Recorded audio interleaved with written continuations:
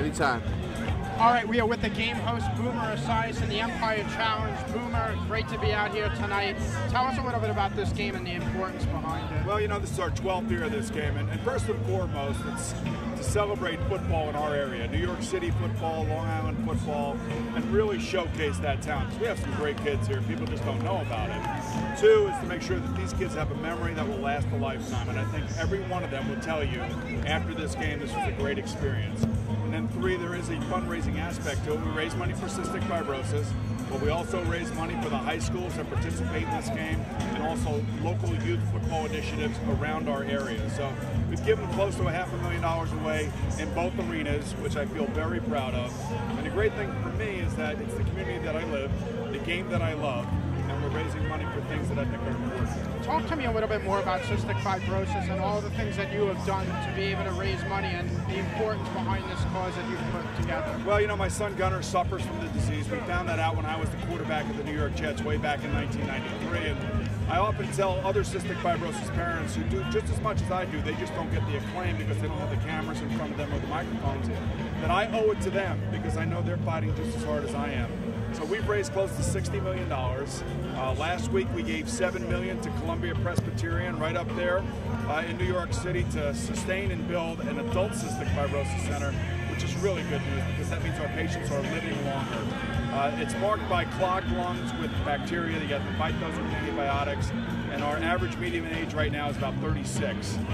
When Gunnar was diagnosed, it was about 19. So I'm seeing the growth, and I'm seeing the fruitfulness of our raising the money. All right, now obviously you graduated from East Islip, so maybe a little bit of allegiance toward Long Island. That's not true. That's not true. You know, are you from the city? I'm from Long Island. Oh, you are. See, but I'm just telling you, it's not true. All right. I mean, and everybody that's associated with the New York City team says it's true. You know what I'm saying? It's not that way. I want a good game. I'm impartial.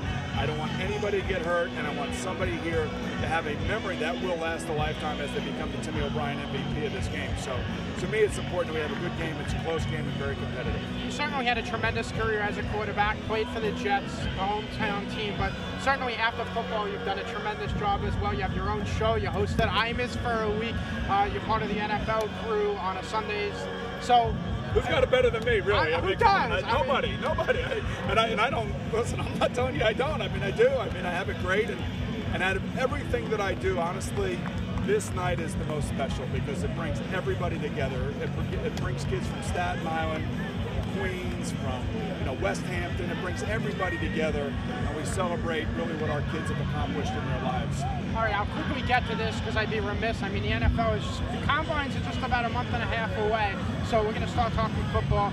Tell me a little bit about what we expect next year. Is Peyton Manning going to lead his team again to the Super Bowl? You know, I don't think Indianapolis is going to go back to the Super Bowl. They have a lot of defections on defense. There's a lot of pressure on Peyton to be perfect every time they go out and play. The defense played really well towards the end of the year. The odds-on favorite right now has to be the New England Patriots. You know, if Randy Moss and Dante Stallworth and Kelly Washington, those three new wide receivers, plus Wes Welker, all play at the levels that everybody thinks they can play at, they're going to be unstoppable offensively because they do have the best quarterback in football.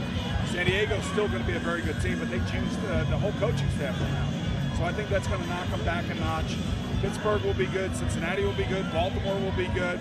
I think Denver's going to be really competitive because of the growth of Jay Cutler.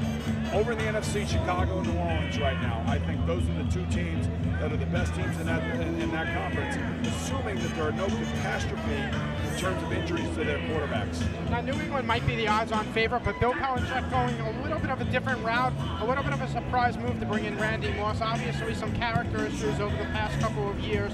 Are you surprised with that move, and do you think that Bill Belichick will be able to get him to play in the system? You know, I'll tell you what, Randy Moss called Scott Pioli, the director of player personnel, up there and said, listen, I just want to come to New England. Whatever you can do to get me out of here, get me out of here. And I will sign whatever contract you want to give me. And that was like music to his ears. And he said, you know what, we're going to get a highly motivated kid here. So I'm telling you, if a kid is motivated and he wants to go play with the best quarterback in football, he'll be on his best behavior. I don't think he's going to have 100 catches, but I think I could see him have about 15 touchdowns. I definitely can, because, you know, they're not a team that throws to one specific guy all the time. They're going to spread it around. and I think he'll have a great year. Certainly before you became a Jet, you were with Cincinnati. Your team, a lot of problems in terms of off the field. What do you think the NFL has to do to step up and try to get these guys to sort of be characters on and be characters off the field and be class acts? Well, you know, Roger Goodell, the commissioner, is now really trying to do that by suspending these guys and making sure that they understand that there's going to be significant penalties for them to play, depending on what their actions are. And I applaud that, I really do, because I think fans are getting fed up with it. You know, there's a sense of entitlement by some of these young athletes that means that they can be above and beyond the law, which is not the way that we all want it. You know, they have to realize that it is that it's a privilege to play in the NFL and to play professional sports in general. It's not their right. So hopefully Roger's tough stance on all of these things is really going to leave a lasting impact. Boomer, thank you so much for your time and congratulations. What a job you're doing for Long Island and New York City. All right, thank you very much. Great. Thank you. Boomer Esiason here on Sports Webcasting Network. And Thanks for hanging. I'm going to try to do like a little bit of a